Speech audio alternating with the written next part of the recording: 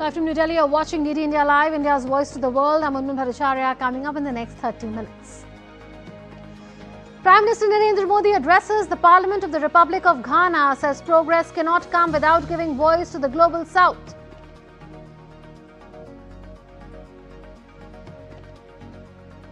The US House of Representatives moves a step closer to voting on President Donald Trump's key domestic policy bill, dubbed Big Beautiful Bill.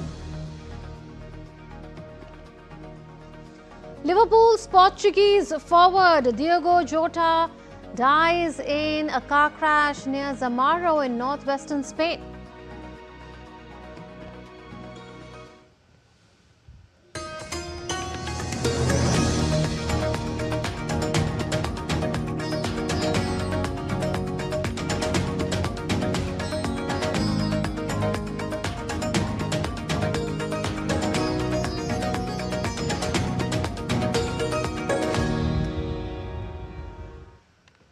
Prime Minister Narendra Modi has concluded his historic visit to Ghana and is now en route to Port of Spain, Trinidad and Tobago for the second leg of his five-nation visit.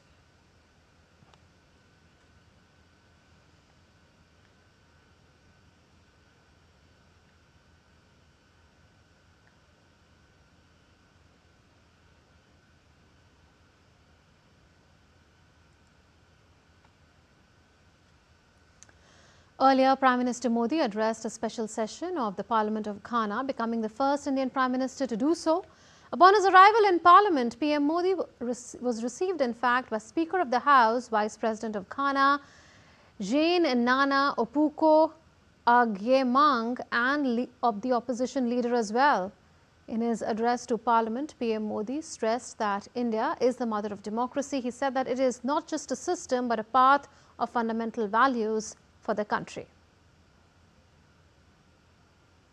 India is the mother of democracy. हमारे लिए लोकतंत्र एक system नहीं बल्कि संस्कार है।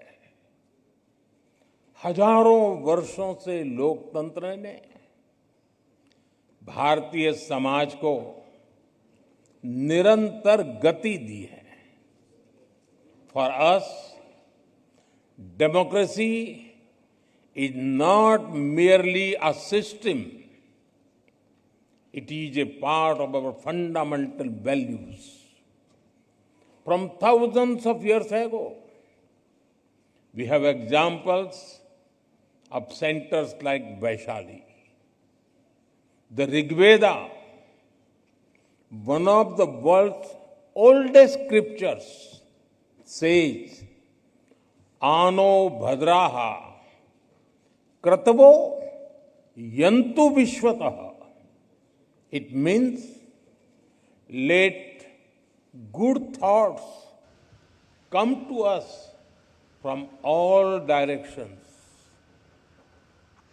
The Prime Minister said that the institutions created in the last century are struggling to respond, and the changing circumstances demand credible and effective reforms in global governance. Further, PM Modi added that progress cannot come without giving voice to the global south. Institutions created in the last century are struggling to respond. The changing circumstances demand credible and effective reforms in global governance. Progress cannot come without giving voice to the global south. We need more than slogans.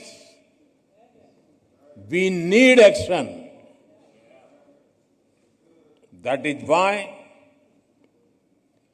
during India's G20 presidency, we worked with the vision, one earth, one family, one future. We put emphasis on Africa's rightful place at the global high table. We are proud that the African Union became a permanent member of the G20 during our presidency. After addressing the Parliament of the Republic of Ghana, Prime Minister Narendra Modi greeted members of Parliament there.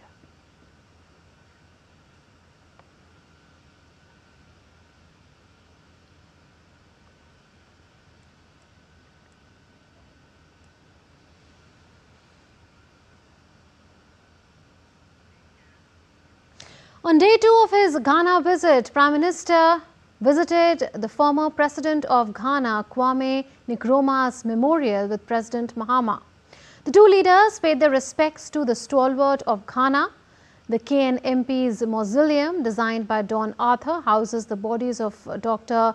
Kwame Nkrumah and his wife Fatia Nkrumah.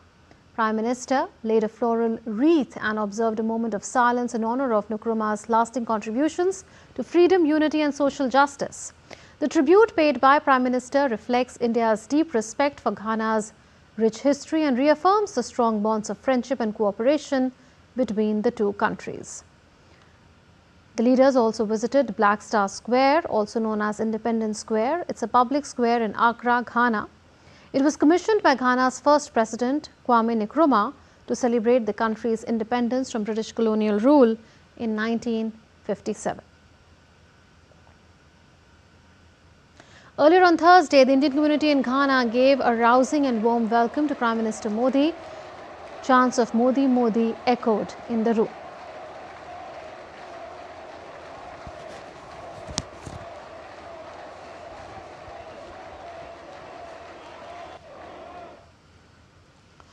Prime Minister also interacted with members of the Indian community while getting pictures clicked with them.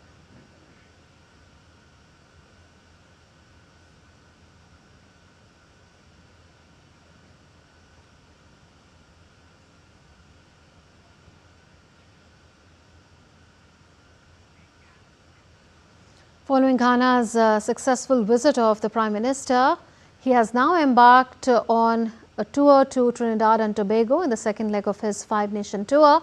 With Republic of Trinidad and Tobago, India shares deep-rooted historical, cultural and people-to-people connect with this particular Caribbean country. He will meet the President and Prime Minister who have recently assumed office for the second term.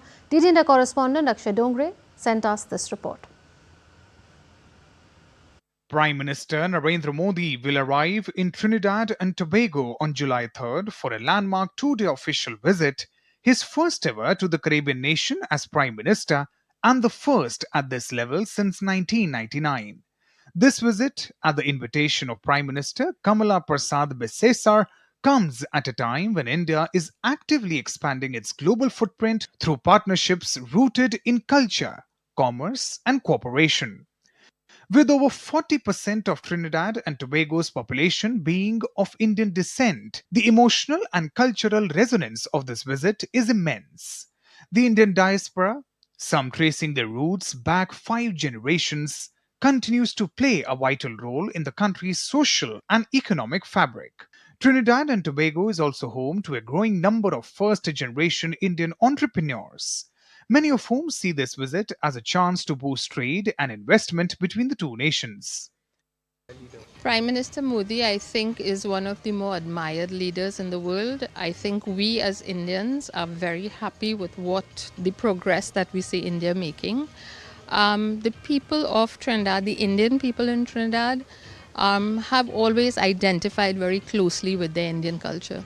It's going to strengthen the ties, I think, and I think people are going to identify with it, and I think it will probably push it even further. The country is very happy to have a visit like him, such a high-profile visit, and it's something that I think a lot of bilateral talks can happen and a lot of trade that can happen for this country, and it could benefit a lot for this country as well, and not only for Trinidad, Tobago, but for the rest of the Caribbean islands as well, and it'll be something that it's a good thing. Ahead of the visit, the Indian High Commissioner to Trinidad and Tobago says the mood in the country is one of excitement and pride. Visit of Prime Minister Modi ji has been long awaited, as I said.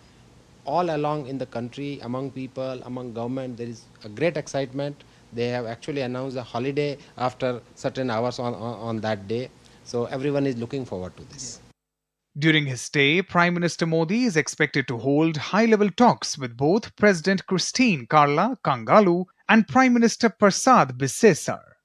He will also address a special joint session of Parliament, underscoring the importance of this partnership rooted in shared democratic values and historic ties. Prime Minister Narendra Modi's visit to Trinidad and Tobago is not just a diplomatic event, it's also a celebration of a people that came to this land 180 years back as indentured labourers and through resilience, strength and endurance have shaped their destiny to become entrepreneurs, policymakers and leaders of this country. With camera person Mohit Uike at Port of Spain in Trinidad and Tobago, Akshay Dongre, DD India.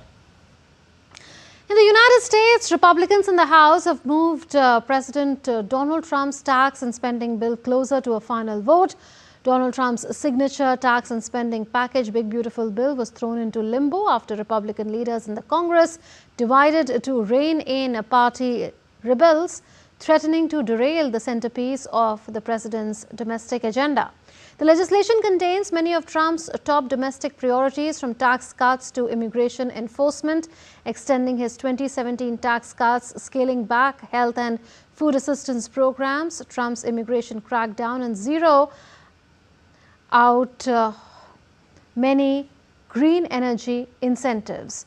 It also proposes a $5 trillion increase in the nation's debt ceiling, a measure lawmakers must address in the upcoming months to avoid a potential default. Concerns over proposed Medicaid reductions have led some Senate Republicans to push for increased funding for rural hospitals.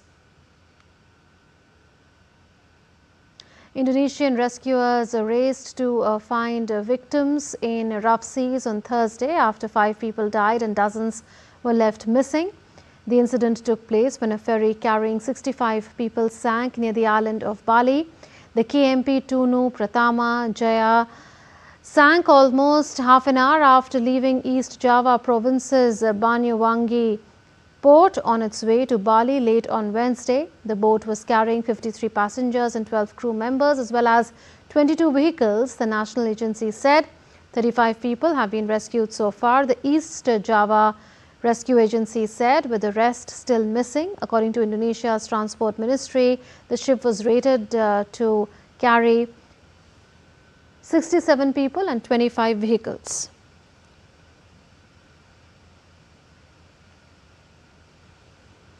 Thailand's former defense chief Phumtham Vechayachai was appointed as the acting prime minister on Thursday. The 71-year-old takes on the role of interior minister following the reshuffle. A total of 14 new cabinet ministers were sworn in to duty by King Maha Vajiralongkorn on Thursday. Thailand's constitutional court on Tuesday suspended Paetongtarn from her duties after accepting a petition from 36 senators who accused her of dishonesty and breaching ethical standards.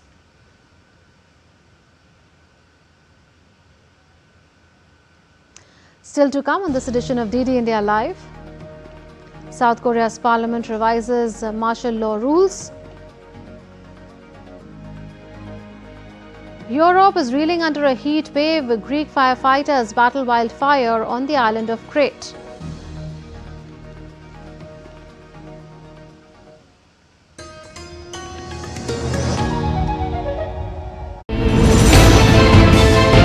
Geopolitics and trade deals. Economic challenges amid development. Hard work and the path to prosperity. It's the economy always. Between walkers, money is what money does and says. Supply creates its own demand. Between the bulls pulls and bears tears. When supply chains globalization and India rises to the podium. We'll get you centered with the economic brief at 8 p.m. every Thursday on DD India.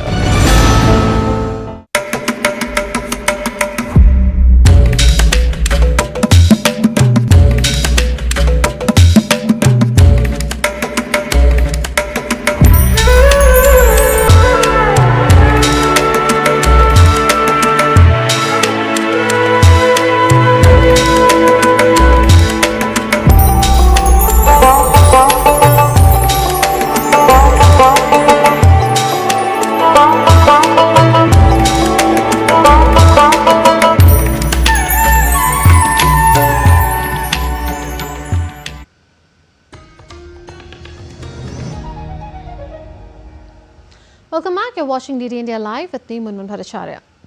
South Korea's parliament on Thursday approved key revisions to martial law regulations months after the country was shocked by a surprise martial law declaration by former President Yoon Suk Yeol. The new rules ban any obstruction of lawmakers entering the National Assembly and prohibit military or police entry without the Speaker's approval. In December last year, Yoon's decree lasted 6 hours before being overturned by lawmakers who scaled the Assembly's walls to vote it down amid a ring of security forces. The new changes are seen as a safeguard to preserve democratic order and prevent the misuse of emergency powers in the future.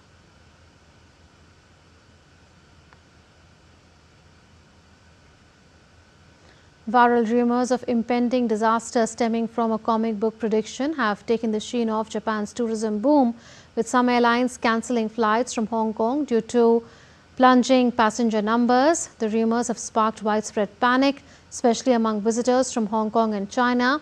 The fear has had a noticeable economic impact, with Japan-related businesses in the tourism sector reportedly seeing dipping since May. The rumors have made an impact on Japan-related businesses by halving them. Also, industry experts say it may take several months for confidence to be fully restored.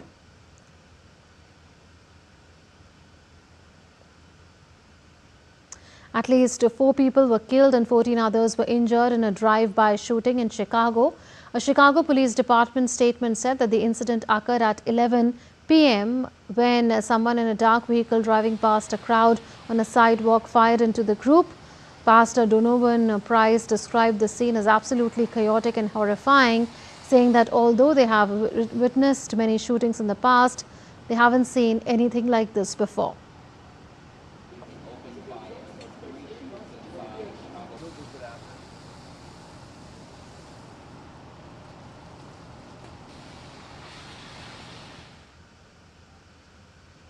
Absolute chaos, from people screaming to blood on the streets to people laying on the streets, just a massive police presence, just horrific, more than I've ever seen. It's something that you wouldn't expect to find in the city. We have a lot of shootings, but nothing like this. Cleanup operations began in China's Henan after floods triggered by torrential rain killed 5 people and left 3 others missing. Over 1,000 rescue workers were dispatched to search for the missing people along both sides of the river and downstream reservoir area. Authorities in Tianjin issued a yellow alert for heavy rains, which caused 107 flight delays on Wednesday. Parts of China are bracing for more flash floods and landslides, which has left a trail of destruction. Experts say the extreme rainfall and severe flooding are linked to climate change. Europe is currently under a heat wave, with some areas in Germany and France seeing temperatures of 40 degrees and more. And while that's not unusual for some countries closer to the equator, it is becoming problematic there. Red alerts were issued in 18 Italian cities, including Milan, triggering widespread health alerts. Europe is the world's fastest warming continent, heating up at twice the global average, according to the EU's Copernicus Climate Change Service, with extreme heat waves starting earlier in the year and persisting for longer. The effect can be seen all across the continent. Wildfires are having a devastating impact on Greece and Turkey. Greek firefighters continue to battle wildfires in Crete that has threatened homes, burnt forest land, and forced the evacuation of residents and tourists. Wildfires in the Turkish resort town of Kesme continue to rage on Wednesday. Aerials filmed from planes and helicopters battling wildfires showed flames engulfing residential areas as smoke rose above. France continues to reel under intense heat wave. The temperatures in Paris were expected to reach 33 degrees Celsius, with a heat wave warning still in effect across parts of France. The National Weather Agency reported that the heat wave affecting France and other parts of Europe was expected to ease, with cooler temperatures forecast for Thursday. Germany marked its hottest day of the year on Wednesday, with temperatures of up to 37 degrees Celsius. Animals at zoo were given frozen treats and cold showers to help them cope with the heat. Scorching temperatures persisted in Milan, where tourists sought relief from the heat wave by gathering in the shade of the Duomo Cathedral. As high temperatures hit the city, Paris-Milan rail service remained disrupted. In Madrid, the temperatures were expected to reach 39 degrees Celsius during the day. Bureau Report, DD India. Monsoon is tightening its grip across the country as the Indian Met Department issued a red alert for East Rajasthan, Konkan, Goa, Maharashtra and Karnataka on Thursday. Orange alert for Arunachal Pradesh, parts of Rajasthan, Gujarat, parts of East Madhya Pradesh, Odisha, Arunachal Pradesh and Kerala. Active monsoon conditions are likely to persist over many parts of northwest, central and east India for the next 6 to 7 days. Due to continuous rainfall in Uttarakhand, several areas are witnessing landslides and roads blockages in many places. Near Sonprayag in Rudraprayag district, a sudden landslide occurred late at night. Personnel from the State Disaster Response Force who were stationed at the site created a safe path for the visitors. Authorities reported that the water level began rising late on Wednesday night, and by early Thursday, the bridge was partially submerged, making it unsafe for commuters. Traffic was either slowed or diverted, causing delays and inconvenience for daily travellers and local transport.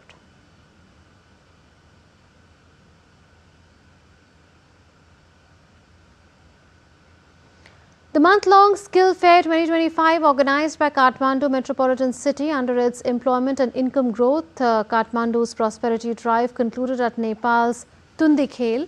Over 2,000 youth received training aimed at bridging Nepal's skilled labour gap and curbing workforce migration by fostering local opportunities. Starting on International Labour Day, the fair offered 60 daily sessions over 30 days, linking skill development with industry needs. Open to Nepalese in the age group of 18 and 58, it also connected participants with job prospects and encouraged self-employment. We are conducting different 10 sector training and 37 occupation, and we have more than 2,000 youths who are learning 1 month training in this skill festival. So after skill festival, we are also planning to get their on the job training and employment with working with different industry. In sports news, Liverpool's Portuguese forward Diogo Jota, aged 28, died in a Ferry car crash near Zamora in northwestern Spain with his brother. Jota, who got married on the 28th of June, helped Liverpool win the Premier League last season and also won the FA Cup and League Cup with the Merseyside outfit. Jota arrived at Anfield from Wolverhampton Wanderers in 2020 and scored 65 goals and 182 appearances for the club in all competitions. He also made 49 appearances for Portugal, twice winning the UEFA Nations League. The Khelo Bharat Niti 2025 is India's refreshed national sports policy that replaces the 2001 framework with a bold 5-pillar roadmap. Former Olympian and Vice President World Athletics Dr. Adil Sumariwala, lauding the newly launched Bharat Khelo Niti 2025, said the policy marks a significant leap in India's sporting vision. He spoke to India about policy's grassroots focus, enhanced athlete support and emphasis on sports infrastructure across rural and urban areas. The Bharat Khelo Niti was recently approved by the cabinet, and to speak more on that, we have Dr. Adil Sumariwala. He is the ex-AFI president and vice president of the World Athletics. Sir, it was much needed and it was recently announced. How do you see this policy and, coming from the earlier policies, how do you find it different? There are five main pillars of this. The first being excellence in sport. So if you're going to do the Olympic Games, you need medals. The second point is, if to get these medals, what do you need? So you need infrastructure, you need grassroots level, you need a pipeline from grassroots to elite level, you need sports science, you need social upliftment, again, women, para, these are the things we need to look at. You need to look at the business of sport. The industry, if the industry grows, industry will support. So that's another pillar. Then the other pillar is mass participation. How do you get more people to participate? Now we're talking about schools, colleges. How do we aim that? How do we take care of that particular part? Because with the NEP, we did try to, change the mindset that not everything should be focused on education, but the sports should also be a bigger part of it. How do we take care of that particular part? You need to fix the ecosystem, and NEP 20, and this policy is trying to merge NEP 20 so that schools, colleges have a larger share of voice in sport. So you yourself were, a player and an athlete. How do you see the current situation, and what gaps did you face at your time? Are these being addressed now in this particular policy? The amount of effort that the federations are putting in, the amount of effort the government is putting in, the amount of effort SAI is putting in, the amount of money that TOPS is giving, I think it's a completely different era and a time. So I don't think we should waste our time comparing with the past. We should try to figure out how we can do things better in the future. All right. Thank you very much for talking to us. So that was an important point over there. Fix the system, make the holistic ecosystem for the people who are actually into these games, and definitely medal will be a byproduct. With camera person Selish, this is Shyama Mishra for DD India, Mumbai. That's all in this edition of DD India Live, but do share your thoughts with us on the news of the day. For those on the go, you can get all the latest news and updates from India and across the world on the DD India mobile app. The app is available on both Android and iOS platforms. You can scan the QR code on the screen to download now. We'll be back with more news as it breaks here on DD India. This is Munmun Bhattacharya from all of us here in Delhi. Thanks for watching DD India Live. Namaskar.